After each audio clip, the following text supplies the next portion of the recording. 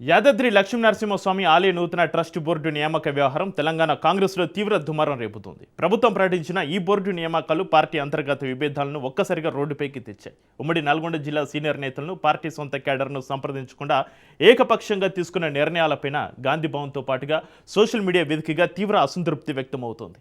ఈ వ్యవహారం చివరకు ఢిల్లీలోని పార్టీ అధిష్టానం వరకు చేరిందనే చర్చ నడుస్తోంది. ఇంతకు గుట్ట ఆలయ కమిటీ నియామకంపై ఎందుకంత గందరగోళం? దాని గురించి కాంగ్రెస్లో జరుగుతున్న చర్చ ఏంటి? అసలు యాదగిరిగుట్ట టెంపుల్ కమిటీని ఏ ఉద్దేశంతో ప్రభుత్వం ప్రకటించింది? Let's watch. యాదగిరిగుట్ట శ్రీ లక్ష్మీనరసింహస్వామి ఆలయ కమిటీ నియామకం కాంగ్రెస్ లో ప్రకంపనలు రేపుతోంది. కొందరు మంత్రులతో సహా ఎమ్మెల్యేలకు కూడా తీవ్ర అసంతృప్తి వ్యక్తమవుతున్నట్టు సమాచారం. కనీసం ఉమ్మడి నల్గొండ జిల్లా మంత్రులు, ఎమ్మెల్యేలు, ఎంపీలు, ఎమ్మెల్సీలకు కూడా సమాచారం ఇవ్వలేదన్న ప్రచారం జరుగుతోంది. దేవాదాయ శాఖ మంత్రి కొండ సురేఖకి కూడా తెలియకుండానే యాదగిరిగుట్ట దేవస్థాన పాలక మండలి నియామకం జరిగిందన్న ప్రచారం గాంధీ భవన్ లో జోరుగానే సాగుతోంది. బీఆర్ఎస్ పార్టీతో సంబంధాలున్న కుటుంబంలోని వ్యక్తిని చైర్మన్ గా నియమించారని, పలువురు ఇతర పార్టీలతో అంటకాగుతున్న నేతల కుటుంబ సభ్యులను బోర్డు సభ్యులుగా నియమించడంపై కాంగ్రెస్ నాయకులు తీవ్ర అసంతృప్తి వ్యక్తం చేస్తున్నారు.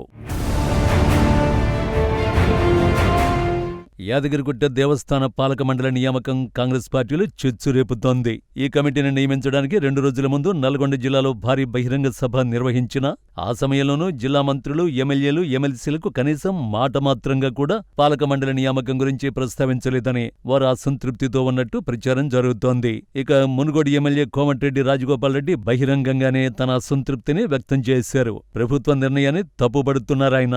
ఆలయ కమిటీ వేస్తున్నప్పుడు జిల్లాలో ఉన్న ఎమ్మెల్యేలకు కనీస సమాచారం కూడా లేకపోవడం ఏంటన్నది ఆయన ప్రశ్న.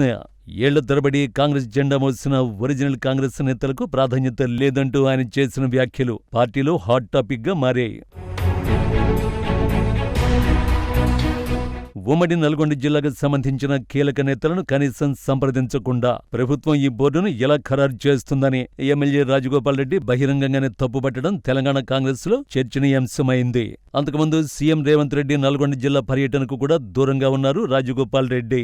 ఆ మరుసటి రోజే యాదగిరిగుట్ట ఆలయ కమిటీ ప్రకటన రావడంతో ఆయన తీవ్ర అసంతృప్తితో ఉన్నట్టు తెలుస్తోంది. ఇక యాదగిరిగుట్ట కమిటీ ఎపిసోడ్ లో రాజగోపాల్ రెడ్డి అభిప్రాయానికి పీసీసీ చీఫ్ మహేష్ కుమార్ గౌడ్ కూడా మద్దతు పలికారు. ఎమ్మెల్యే లేవనెత్తిన అంశంతో ఏకీభవిస్తున్నారని ఏకంగా పార్టీ రాష్ట్ర అధ్యక్షుడు చెప్పడంతో సమస్యను అదే టెంపోలో కంటిన్యూ చేసినట్టయిందని అంటున్నారు. మరోవైపు దేవాదాయ శాఖ మంత్రి కొండ సురేఖను కూడా సంప్రదించకుండానే ఈ జాబితాను ఖరారు చేశారని, దేవాదాయ శాఖ మంత్రిని పక్కన పెట్టడం వల్లే ఈ వివాదం మరింత ముదిరిందని కాంగ్రెస్ అంతర్గత వర్గాల్లో గట్టిగానే చర్చ నడుస్తోంది. ప్రభుత్వం, పార్టీల మధ్య కనీస సమన్వయం లోపించిందనే దానికి ఈ పరిణామాలే నిదర్శనమనే గుసగుసలు వినిపిస్తున్నాయి.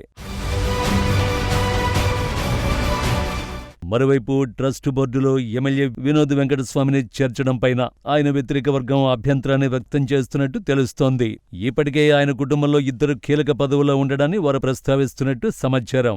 ఇలాంటి తరుణంలో మళ్లీ అదే కుటుంబానికి చెందిన వినోద్ వెంకటస్వామికి యాదగిరిగుట్ట బోర్డులో స్థానం కల్పించడం ఏంటని, పార్టీ కోసం కష్టపడిన ఇతర సీనియర్లను ఎందుకు విస్మరించారని కొందరు నేతలు ప్రశ్నిస్తున్నారు. అన్నింటికంటే ముఖ్యంగా మాజీ బీఆర్ఎస్ ఎంపీ సోదరుడైన సత్యనారాయణ రెడ్డిని ఈ ట్రస్ట్ బోర్డు చైర్మన్ గా నియమించడంపై కాంగ్రెస్ పాతకాపులు భగ్గుమంటున్నారు. దశాబ్దాలుగా పార్టీ కోసం కష్టపడ్డ నాయకులను పక్కన పెట్టి నిన్నగాక మొన్న పార్టీ మారిన వారికి, బీఆర్ఎస్ నేపథ్యం ఉన్న వారికి ఇలాంటి ఉన్నతమైన, ప్రతిష్టాత్మకమైన పదవులు కట్టబెట్టడం ఏంటనే ఆవేదన పార్టీ క్యాడర్లో వ్యక్తమవుతోంది.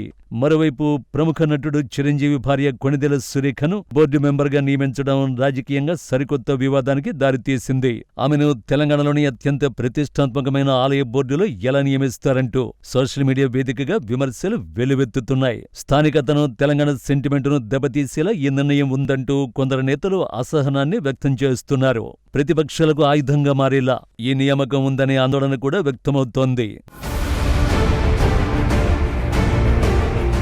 మరోవైపు రాష్ట్ర ప్రభుత్వం మాత్రం యాదగిరిగుట్ట ఆలయ ట్రస్ట్ బోర్డును తిరుమల తరహాలో చేయాలని భావిస్తోంది. అందులో భాగంగానే అన్ని వర్గాలు, ప్రాంతాల వారికి అవకాశం ఇవ్వాలన్న ఆలోచన ఉందట.